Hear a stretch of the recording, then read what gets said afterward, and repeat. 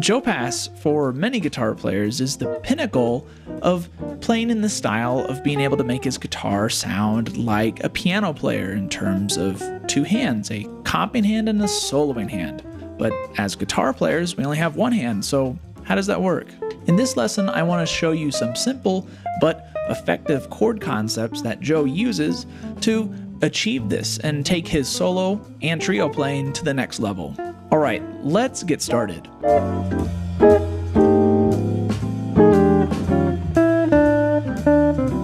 So if I played something like this,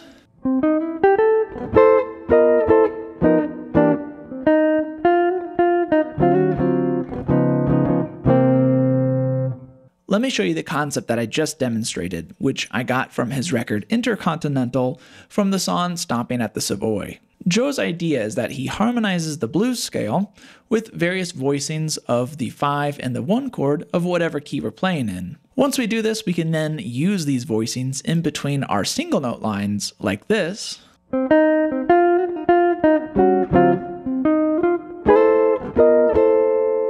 or we can play them over whatever chord is being played in whatever key we're playing in and make some beautiful melodic block chord lines.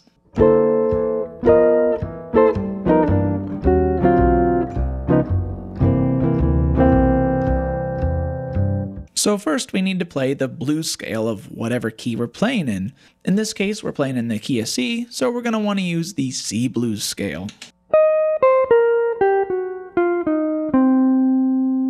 Then we need to harmonize each note.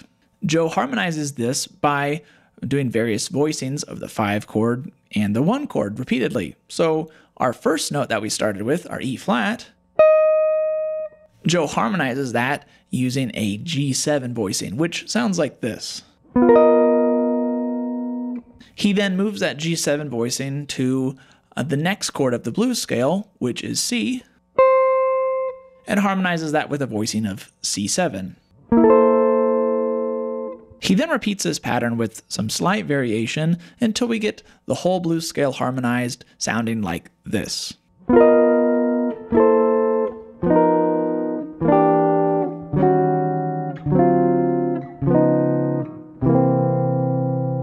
Now we could spend a long time talking about the theory behind these voicings and how he formed them, but I want to get to application today. If you do want to learn all the ins and outs about how this was formed, make sure to join my Patreon, which you can find linked below, and I'll have an in-depth video and analysis of each one of these voicings and explain how he got there. But for now, just know that any one of these voicings can work over any chord in the key of C, as long as you're thinking melodically. To explain, if we have a 2-5-1, for example,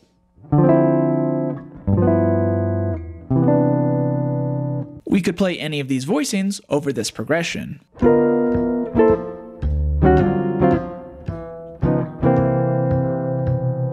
The trick is to aim for more stable chords out of all these chords, which pretty much is our C7 voicings. Now let's take this to the next level. We could then use these Joe Pass blues chord fragments in between our single note lines.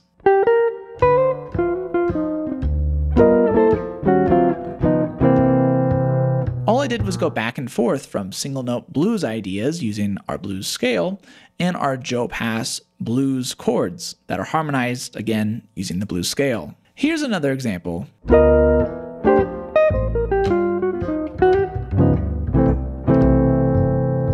So in this example, I pretty much did the exact same thing, but instead of playing the C7 voicings, I changed them to C6-9 voicings.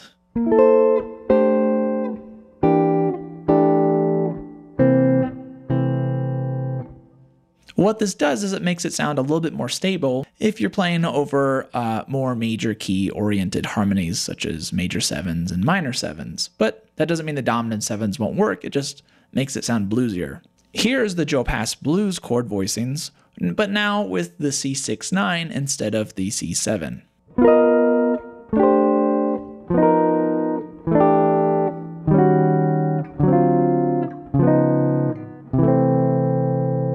You could also put more bebop style lines in between our Joe Pass blues chord shapes. If you need some ideas about some single note bebop lines, I just posted a video earlier about Grant Green's process in making these type of lines, so you might want to check that out. Here's an example for this lesson over a 2-5-1.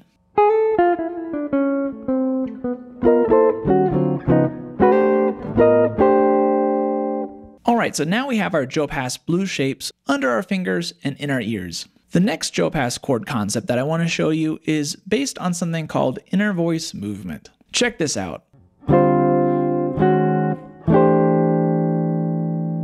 This chord lick is again from the same solo on Stompin' at the Savoy, but deals with the idea of the notes under the top note of the chord going independently from the top note. So in other words, the bottom notes move while the top note stays the same. So in the case of the last chord lick that I played for you, Joe Pass is using this guitar chord shape and moving it up in half steps while the top note stays the same.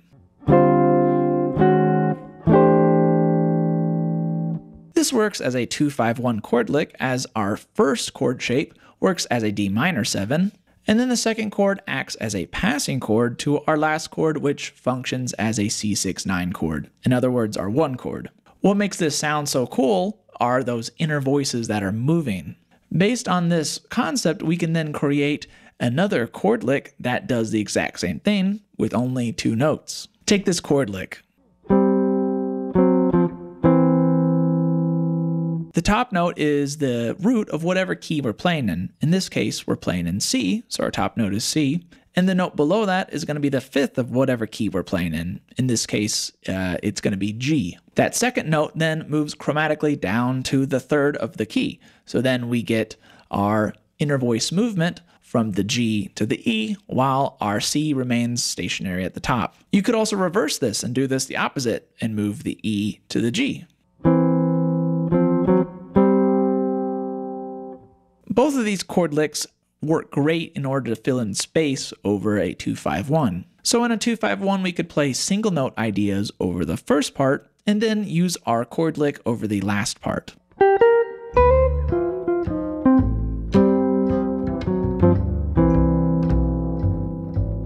Or we can do the reverse and start with our chord lick and then end with a single note line.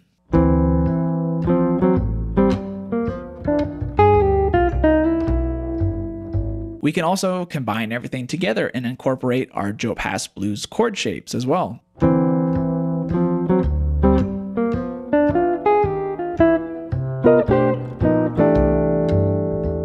So you can see just by adding our Joe Pass blues chord shapes and a couple inner voice movement chord licks, we can really get our guitar to start sounding like that piano player vibe, or like 2 guitars, just like Joe Pass does. The trick with it is to be comfortable switching back and forth from our chord concepts to single note lines. To close this lesson, I want to play over the first couple A sections of the great standard Take the A Train and try to demonstrate everything we talked about in this lesson. If you want the PDF to this etude, along with the music XML file and all the examples from this lesson in that same formats, make sure to check out my Patreon, which you can find linked in the video description and in the comment section below.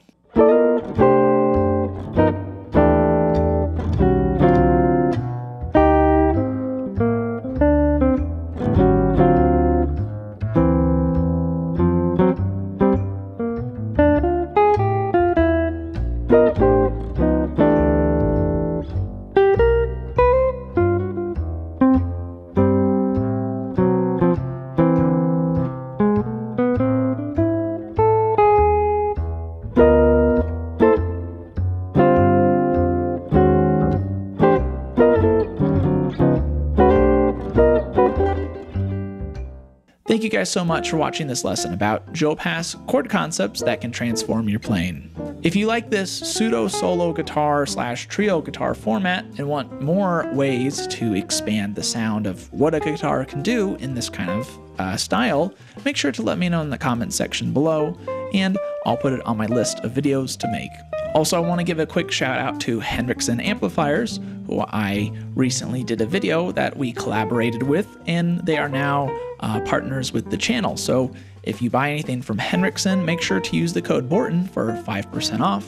and that also in turn helps support this channel. Thank you all for your continued support, and until next time, remember to always keep swinging.